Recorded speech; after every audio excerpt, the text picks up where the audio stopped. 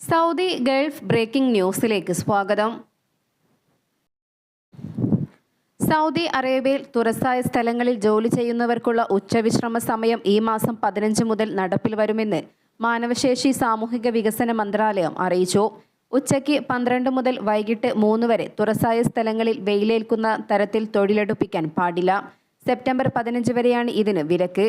മധ്യാഹ്ന വിശ്രമ നിയമത്തിനനുസരിച്ച് ജോലി സമയം സ്വകാര്യ സ്ഥാപനങ്ങൾ ക്രമീകരിക്കണം. അടിയന്തര അറ്റകുറ്റപ്പണികൾ നടത്തുന്ന തൊഴിലാളികൾക്കും പെട്രോളിയം ഗ്യാസ് കമ്പനി ജീവനക്കാർക്കും മധ്യാഹ്ന വിശ്രമ നിയമം ബാധകമല്ല. ഇവർക്ക് വെയിലിൽ നിന്നും സംരക്ഷണം നൽകാൻ ആവശ്യമായ ക്രമീകരണങ്ങൾ തൊഴിലുടമകൾ ഏർപ്പെടുത്തിയിരിക്കണം. അതേസമയം നിയമം ലംഘിച്ചയാൾ ഒരാൾക്ക് 3000 റിയാൽ എന്ന തരത്തിൽ പിഴ ചുമത്തും. തെറ്റാവർത്തിച്ചാൽ ഇരട്ടിത്തുക പിഴ ചുമത്തുമെന്നും മന്ത്രാലയം വ്യക്തമാക്കി. സൗദി ജയിലിൽ കഴിയുന്ന അബ്ദുർ റഹീമിന്റെ മോചനത്തിനായി സ്വരൂപിച്ച ദയാധനം റിയാദ് കോടതിയിലെത്തി. ഇരുവിഭാഗവും കോടതിയിലെത്തി ഒത്തുതീർപ്പ് വ്യവസ്ഥയിൽ ഒപ്പുവെക്കുന്നതോടെ റഹീമിന്റെ മോചനം സാധ്യമാകും. 34 കോടി രൂപയുടെ ചെക്കാണ് റിയാദിലെ കോടതിയിൽ എത്തിയത്. ഈ മാസം അവസാനത്തോടെ റഹീമിന്റെ മോചനം സാധ്യമാകുമെന്നാണ് പ്രതീക്ഷിക്കുന്നത്. മോചനത്തിന് സ്വരൂപിച്ച 15 മില്യൺ റിയാൽ റിയാദ് ഗവർണറേറ്റിന് ഇന്ത്യൻ എംബസി ഇക്കഴിഞ്ഞ 3-നാണ് കൈമാറിയത്. വധശിക്ഷ പിൻവലിച്ച് അനുരജ്ഞന കരാറിൽ വാദി പ്രതിഭാഗം പ്രതിനിധികൾ ഒപ്പുവെച്ച ശേഷമാണ് ചെക്ക് കൈമാറിയത്. ഇന്ത്യൻ എംബസി ഉദ്യോഗസ്ഥൻ യൂസുഫ് കാക്കഞ്ചേരി, അറ്റോർണി സിദ്ദീഖ് തൂവർ എന്നിവർ റിയാദ് ഗവർണറേറ്റിലെത്തിയാണ് റിയാദ് ക്രിമിനൽ കോടതി ചീഫ് ജസ്റ്റിസിന്റെ പേരിലുള്ള 15 മില്യൺ റിയാലിന്റെ ചെക്ക് കൈമാറിയത്. വിമാനത്തിൽ ബോംബ് വെച്ചിട്ടുണ്ടെന്ന് വ്യാജ ഇമെയിൽ അയച്ച 13-കാരൻ അറസ്റ്റിൽ. ഡൽഹി വിമാനത്താവളത്തിലേക്ക് വ്യാജ ഇമെയിൽ അയച്ചതിനെ തുടർന്ന് 12 മണിക്കൂറാണ് വിമാനം വൈകിയത്. ഡൽഹിയിൽ നിന്നും ടൊറന്റോയിലേക്ക് പോകുന്ന എയർ കാനഡ വിമാനത്തിൽ ബോംബ് വെച്ചിട്ടുണ്ട് എന്നായിരുന്നു സന്ദേശം. ജൂൺ 4-ന് വൈകിട്ട് 10:50-നാണ് സന്ദേശം വിമാനത്താവളത്തിൽ ലഭിക്കുന്നത്. തുടർന്ന് നടത്തിയ അന്വേഷണത്തിൽ ഉത്തർപ്രദേശ് മീററ്റ് സ്വദേശിയാണ് ഇതിന് പിന്നിലെന്ന് കണ്ടെത്തി. ഇമെയിൽ അയച്ച ഫോൺ പോലീസ് കസ്റ്റഡിയിലെടുത്തു. കുട്ടിയെ കൗൺസിലിംഗിന് വിധേയനാക്കിയെന്നും അധികൃതർ അറിയിച്ചു. അതേസമയം ഇമെയിൽ അയച്ചത് തമാശയ്ക്കായിരുന്നു എന്നാണ് 13-കാരൻ്റെ മറുപടി. തന്നെ കണ്ടുപിടിക്കാൻ ഉദ്യോഗസ്ഥർക്കാകുമോ എന്ന് പരിശോധിക്കുകയായിരുന്നു ലക്ഷ്യമെന്നും കുട്ടി മീററ്റ് പോലീസിനോട് പറഞ്ഞു. അൽവുസ്ത ഗവർണറേറ്റിലെ ദുഃഖം വിലായത്തിൽ പുതിയ ഇന്ത്യൻ സ്കൂൾ പ്രവർത്തനം ആരംഭിച്ചു.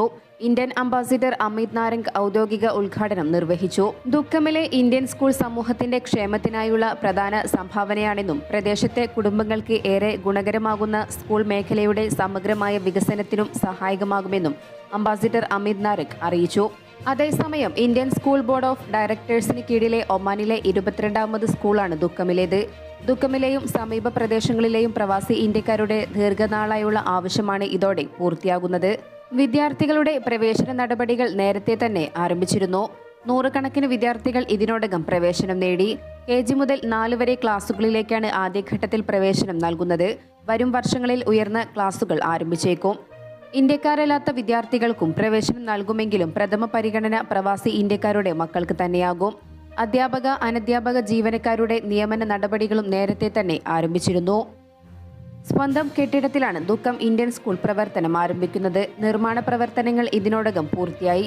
ക്ലാസ് മുറികളും ഫർണിച്ചറുകളും ഉൾപ്പെടെ അനുബന്ധ സൗകര്യങ്ങളും സ്കൂളുകൾക്കാവശ്യമായ സംവിധാനങ്ങളും ക്യാമ്പസിനകത്തെ മറ്റ് സജ്ജീകരണങ്ങളും പൂർത്തിയാക്കിയിട്ടുണ്ട്. എന്നാൽ മസ്കറ്റിൽ നിന്നും 550 കിലോമീറ്റർ അകലെയുള്ള ദുഃഖം വിലായത്ത് രാജ്യത്തെ വികസിത പ്രദേശങ്ങളിലൊന്നാണ്. മേഖലയിൽ ഇന്ത്യക്കാരുൾപ്പെടെയുള്ള പ്രവാസികളുടെ സാന്നിധ്യം വർദ്ധിച്ചു വരികയാണ്. ഇന്ത്യൻ സ്കൂൾ ആരംഭിച്ചതോടെ ഈ മേഖലയിലെ പ്രവാസികളുടെ കുട്ടികൾക്ക് മികച്ച പഠന സൗകര്യം ഒരുങ്ങും. മസ്കറ്റ് അന്താരാഷ്ട്ര വിമാനത്താവളത്തിൽ സ്മാർട്ട് ഗേറ്റുകൾ പ്രവർത്തനക്ഷമമായി. വേനലവധി, പെരുന്നാൾ അവധി അടക്കമുള്ള സീസണായതിനാൽ വൻ തിരക്കാണ് വിമാനത്താവളത്തിൽ അനുഭവപ്പെടാറുള്ളത്. ഈ ഘട്ടത്തിൽ സ്മാർട്ട് ഗേറ്റ് വഴി യാത്ര എളുപ്പമായിരിക്കുകയാണിപ്പോൾ.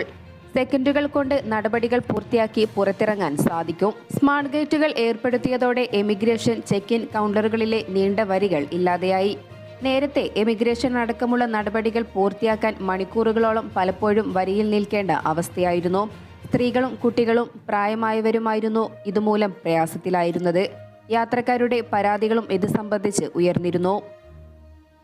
സ്മാർട്ട് ഗേറ്റുകൾ പ്രവർത്തനക്ഷമമായതിനാൽ താമസക്കാർക്കും പ്രവാസികൾക്കും അവരുടെ പാസ്പോർട്ടുകൾ സ്കാൻ ചെയ്തും ഡിജിറ്റൽ ID രജിസ്റ്റർ ചെയ്തും എമിഗ്രേഷൻ നടപടികൾ പെട്ടെന്ന് പൂർത്തിയാക്കാൻ സാധിക്കുന്നതാണെന്നും ഒമാൻ എയർപോർട്ട്സിലെ ഉദ്യോഗസ്ഥൻ അറിയിച്ചു. റോയൽ ഒമാൻ പോലീസ് ആപ്ലിക്കേഷനിൽ കയറി താമസക്കാർക്കും പൗരന്മാർക്കും ഡിജിറ്റൽ ID ഉണ്ടാക്കാവുന്നതാണെന്നും ആർഒപി ഉദ്യോഗസ്ഥനെ ഉദ്ധരിച്ച് പ്രാദേശിക മാധ്യമം റിപ്പോർട്ട് ചെയ്തു. അതേസമയം രാജ്യത്തേക്ക് ആദ്യമായി വരുന്നവർക്ക് മാനുവൽ ഇമിഗ്രേഷൻ കൗണ്ടറുകൾ ഉപയോഗിക്കാവുന്നതാണ്. സ്മാർട്ട് ഗേറ്റ് സ്ഥാപിച്ച ആദ്യഘട്ടത്തിൽ ചില യാത്രക്കാർക്ക് മസ്കറ്റ് എയർപോർട്ടിൽ ചില പ്രയാസങ്ങൾ നേരിടേണ്ടി വന്നിരുന്നു. നിലവിൽ ഇതിന്റെ പ്രശ്നങ്ങളെല്ലാം പരിഹരിച്ചതോടെ സ്മാർട്ട് ഗേറ്റുകൾ വഴിയുള്ള യാത്രകൾ കൂടുതൽ എളുപ്പമാക്കിയിരിക്കുകയാണെന്നും അധികൃതർ വ്യക്തമാക്കി. പെരുന്നാൾ അവധി ദിവസങ്ങളിലടക്കം സാധാരണ വിമാനത്താവളങ്ങളിൽ കൗണ്ടറുകളിൽ ഉണ്ടാകാറുള്ള കാത്തിരിപ്പുകൾ ഇനി ഇല്ലാതാകും. പോസ്റ്റൽ വഴി മയക്കുമരുന്ന് കടത്താനുള്ള ശ്രമം ഒമാൻ കസ്റ്റംസ് വിഭാഗം പരാജയപ്പെടുത്തി. 3 വ്യത്യസ്ത സംഭവങ്ങളിലായി പോസ്റ്റൽ പാഴ്സലായെത്തിയ 3850 കിലോഗ്രാം ക്രിസ്റ്റൽ മെത്ത് മയക്കുമരുന്ന് പരിശോധനയിൽ കണ്ടെത്തിയതെന്ന് കസ്റ്റംസ് വിഭാഗം അറിയിച്ചു. കഴിഞ്ഞ ദിവസം അതിർത്തി വഴി കടത്താൻ ശ്രമിച്ച 1200 കിലോഗ്രാം ഹാഷിഷും കസ്റ്റംസ് വിഭാഗം പിടിച്ചെടുത്തിരുന്നു. വാഹനത്തിനുള്ളിൽ വിദഗ്ധമായി ഒളിപ്പിച്ച നിലയിലായിരുന്നു ഇത് കണ്ടെത്തിയത്. ഗാസയിൽ ഉപാധികളില്ലാതെ വെടിനിർത്തൽ നടപ്പിലാക്കണമെന്ന അമേരിക്കൻ പ്രമേയം പാസാക്കിയ UN രക്ഷാസമിതി തീരുമാനത്തെ ഒമാൻ സ്വാഗതം ചെയ്തു. കാലതാമസമില്ലാതെ തുടർ നടപടികൾ ഉണ്ടാകണമെന്നും ബന്ധപ്പെട്ട മുഴുവൻ ആളുകളും ഇതിനായി പരിശ്രമിക്കണമെന്നും വിദേശകാര്യ മന്ത്രാലയം പ്രസ്താവനയിൽ ആവശ്യപ്പെട്ടു. ഗാസയ്ക്കെതിരെയുള്ള ഇസ്രായേലിന്റെ യുദ്ധം 8 മാസം പിന്നിടുകയാണ്. ഇതിനിടെ കഴിഞ്ഞ ദിവസം US അവതരിപ്പിച്ച പ്രമേയം ലോകരാജ്യങ്ങൾ അംഗീകരിക്കുകയായിരുന്നു. 15 സെക്യൂരിറ്റി കൗൺസിൽ അംഗങ്ങളിൽ 14 പേരും US തയ്യാറാക്കിയ പ്രമേയത്തെ അനുകൂലമായി വോട്ട് ചെയ്തു. വോട്ടെടുപ്പിൽ നിന്നും റഷ്യ വിട്ടുനിന്നു. വെടിനിർത്തൽ നിർദ്ദേശം ഹമാസിനോട് അംഗീകരിക്കണമെന്ന് അമേരിക്ക ആവശ്യപ്പെട്ടു. പ്രമേയത്തെ ഹമാസും സ്വാഗതം ചെയ്തു. American president Joe Biden May 31 പ്രഖ്യാപിച്ച 3 ഘട്ടമായുള്ള വെടിനിർത്തൽ പ്രഖ്യാപനത്തെ നേരത്തെ തന്നെ ഒമാൻ സ്വാഗതം ചെയ്തിരുന്നു. ആദ്യഘട്ടം 6 ആഴ്ച നീണ്ടു നിൽക്കുന്നതാണ്.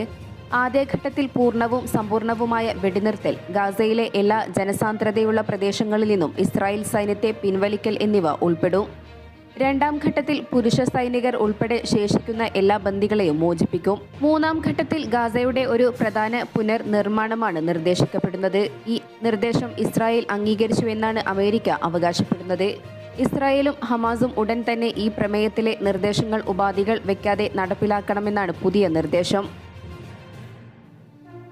മെയ് മാസത്തിൽ ഏറ്റവും ഉയർന്ന താപനില ബർക്കയിലാണ് റിപ്പോർട്ട് ചെയ്തതെന്ന് കാലാവസ്ഥാ നിരീക്ഷണ കേന്ദ്രം അറിയിച്ചു. 47.9 ഡിഗ്രി സെൽഷ്യസ് വരെ പ്രദേശത്ത് റിപ്പോർട്ട് ചെയ്തു. ഏറ്റവും കുറവ് താപനില ജബൽ ഷംസിലായിരുന്നു, 18.9 ഡിഗ്രി സെൽഷ്യസ്. എന്നാൽ സലാലയിൽ അനുഭവപ്പെട്ടത് 30.8 ഡിഗ്രി സെൽഷ്യസ് ആണ്. ശരാശരിയിലും 1.3 ഡിഗ്രി സെൽഷ്യസ് അധികമായിരുന്നു ഇത്. മസീറയിലും തുംറൈത്തിലും ശരാശരിയിലും ഉയർന്ന താപനില റിപ്പോർട്ട് ചെയ്തു. അതേസമയം ദോഫർ ഗവർണറേറ്റിലെ ദൽകൂത്ത് വിലായത്തിൽ 72.2 മില്ലിമീറ്റർ മഴയാണ് കഴിഞ്ഞ മാസം റിപ്പോർട്ട് ചെയ്തത്.